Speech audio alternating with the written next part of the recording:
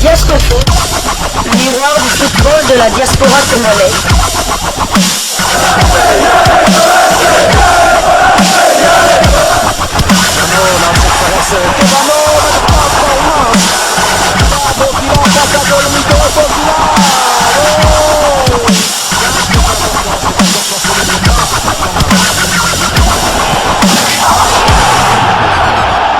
Diascofoot, le miroir du football de la diaspora congolaise.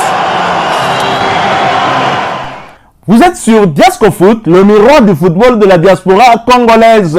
Diascofoot vous dit bonjour, tout le plaisir est pour nous de vous retrouver, mais surtout de savoir que vous êtes nombreux en train de suivre votre chaîne YouTube dédiée uniquement aux footballeurs de la diaspora congolaise.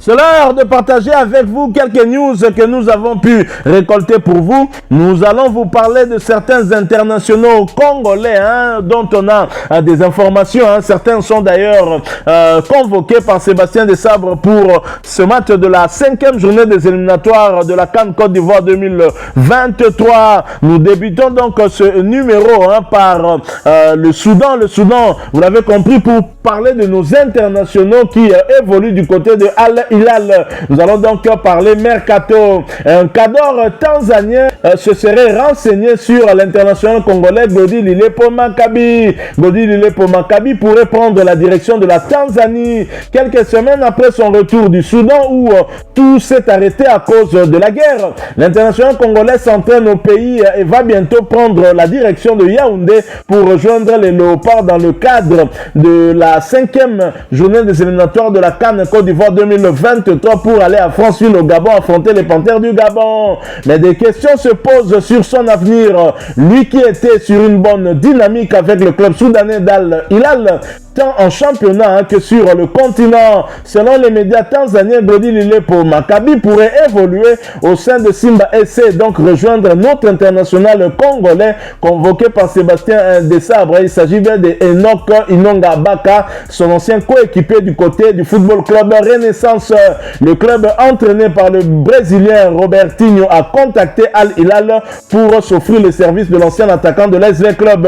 Pas seulement pour lui, mais aussi pour le gardien Issa Fofana, âgé de 19 ans, qui devrait remplacer Achi Manula. Godi Lilepo Maccabi, âgé de 25 ans, devrait prendre la place d'Augustine Okra. Al Hilal serait prêt à écouter les offres et à discuter avec Simba SC en raison de l'amitié cordiale qui existe entre les deux clubs, renchérit la presse tanzanienne. Chez Simba SC, si le transfert est conclu, Lilepo retrouvera deux de ses compatriotes qu'il connaît bien, le défenseur central Inonga Baka et l'attaquant Jean Otoso Baleke, ancien du tout-puissant Mazembe Anglebert. Toujours mercato, nous restons toujours au Soudan dans le club d'Al Hilal. Fabrice Ngoma Luamba quitte officiellement Al Hilal. C'est un chapitre qui se referme pour Fabrice Ngoma Luamba. L'international congolais quitte Al Hilal du Soudan après seulement 3 mois. C'est la guerre au Soudan qui a poussé le milieu de terrain congolais à quitter ce pays ensemble avec 3 autres de ses compatriotes, Steven Ebola, Glody Lilepo Maccabi et le coach des gardiens Eugène Boulaïma ainsi que Jean-Florent Ibenge Ikwangé qui avait quitté un peu plus tôt que ses compatriotes. Selon nos sources, les deux parties, c'est-à-dire Fabrice Ngoma Luamba et Al Hilal, se sont séparés à l'amiable. Fabrice Ngoma Luamba, qui est présentement en Europe, a déjà sur sa table des offres qu'il étudie avant de se relancer. Un club sud-africain, 2 géants tanzaniens dont Simba SC et Young Africans, le Raja Casablanca et d'autres clubs saoudiens sont derrière l'ancien milieu de terrain de l'ASV Club.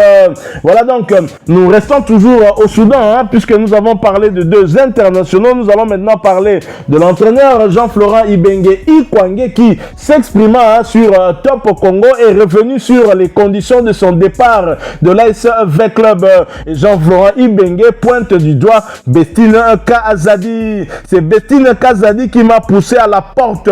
L'ancien entraîneur de l'AS Vita Club de Kinshasa, Jean-Florent Ibenge Ikwangé, sorti de sa réserve, souvent discret sur les raisons de son départ du club de la capitale et les conditions dans lesquelles le divorce a eu lieu. Yaflo a lâché des vérités gardées au secret depuis bientôt 2 ans. Entre lui et la présidente du club, Bestine Kazadi, c'était vraiment pas le grand amour. Bestine Kazadi m'a poussé à la porte. Elle s'est sentie trahie. Moi, je me suis senti viré. Je n'ai même pas discuté mon contrat à Rabat. J'étais dégoûté parce que j'étais libre sans contrat. Suite au tweet de Madame Bestine Kazadi annonçant mon départ de Vita, a déclaré l'actuel entraîneur d'Al Hilal du Soudan, Jean-Florent Ibenge, sur la radio Top Congo. Ibenge est passé sur le banc de Vita Club de Kinshasa entre 2013 et 2021. Lors de son passage, il a amené Vita Club en finale de la Ligue des champions africains de football en 2014 et en finale de la Coupe de la Confédération africaine de football en 2018.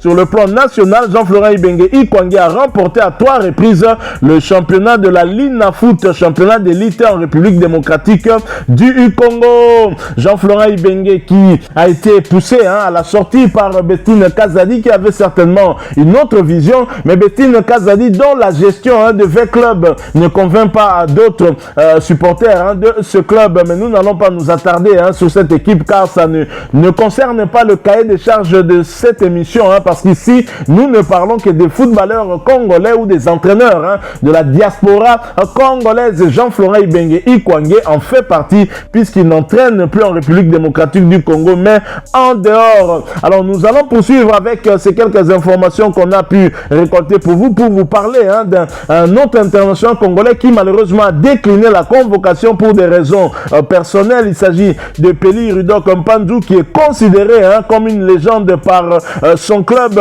Il a eu certainement à inspirer beaucoup de ses supporters. Il a conquis en tout cas les supporters de Luton Town, dont certains même en arrivent jusqu'à le tatouer sur l'une des parties de leur corps. Peli Rudok Mpanzu qui est le premier joueur en Angleterre à avoir franchi en tout cas toutes les étapes. Il a joué dans toutes les divisions en Angleterre, de la 5e division à la Première Ligue. Et la Première Ligue, c'est pour la saison prochaine. Félicitations à lui. J'aurais bien voulu le voir venir puisqu'il est très en forme par rapport, par exemple, à Oumenou Kemfoulou qui monte également en Liga avec son club de Las Palmas, mais qui à un moment a eu quelques pépins physiques, qui a été d'ailleurs convoqué, qui fait son retour dans la tanière. Mais malheureusement, Peli Rudok Mpanzu, pour des raisons personnelles, peut-être qu'il veut un tout petit peu savourer cette joie. Il veut savourer cette joie qu'il continue à avoir. Il continue peut-être à fêter, peut-être que dans sa tête, il est encore dans les étoiles. Nous lui concédons cela. Nous espérons en tout cas qu'il pourra revenir très très vite à la tanière des Léopards parce que nous avons besoin d'un joueur comme lui, surtout que la saison prochaine, il va évoluer en Première Ligue qui est le championnat le plus difficile au monde. Alors nous restons bien évidemment en Angleterre pour parler d'un autre international congolais qui continue à être convalescent. Lui, c'est Edo Kayembe qui s'est blessé depuis un moment. La saison était déjà terminée pour lui bien avant, mais Edo Kayembe a eu à souffler hier une bougie de plus. Edo Kayembe fêtait son anniversaire hier et nous profitons donc pour lui souhaiter un excellent anniversaire et lui-même n'a pas manqué en tout cas de nous rappeler cela en publiant sur sa page Facebook officielle. Heureux anniversaire à moi-même et Diasco Foot, le miroir du football de la diaspora congolaise, profite donc de cette émission pour vous souhaiter un heureux anniversaire. Mbotama Elamu, Edo Kayembe et surtout prompt rétablissement. Nous espérons en tout cas que vous nous reviendrez très très vite et surtout en forme pour la saison prochaine. Alors bien sûr, nous arrivons à la fin de ce sujet et pour rappel, les Léopards de la République démocratique du Congo vont disputer un match décisif le 18 juin prochain face aux Panthères du Gabon dans le cadre des éliminatoires de la CAN Côte d'Ivoire 2023, mais 4 jours plus tôt, sauf changement, ils seront face aux Ougandais dans le cadre d'un match amical de préparation justement de ces éliminatoires où Sébastien Desabre aura le temps de juger un peu les joueurs, l'effectif qu'il a lui-même sélectionné et qui il pourra donc choisir pour débuter le match contre le Gabon. Voilà, nous sommes arrivés à la fin de ce sujet. Si vous l'avez aimé, n'hésitez pas à nous laisser un maximum de j'aime. N'hésitez pas non plus à partager avec nous votre opinion. Si vous en avez une par rapport au sujet que nous venons de vous proposer, laissez-la nous à travers un commentaire. Abonnez-vous si vous êtes nouveau ou ancien que vous ne vous êtes pas encore abonné sur cette chaîne Diasco Foot parce que nous sommes le miroir du football de la diaspora congolaise. Et n'oubliez pas qu'en vous abonnant apparaîtra une petite cloche de notification. Cliquez dessus pour ne plus rien manquer des prochaines vidéos que nous allons vous proposer. Encore une fois, merci à vous, avec espoir de vous retrouver très bientôt avec un autre sujet d'actualité. En attendant, portez-vous bien et Diasco Foot vous dit au revoir.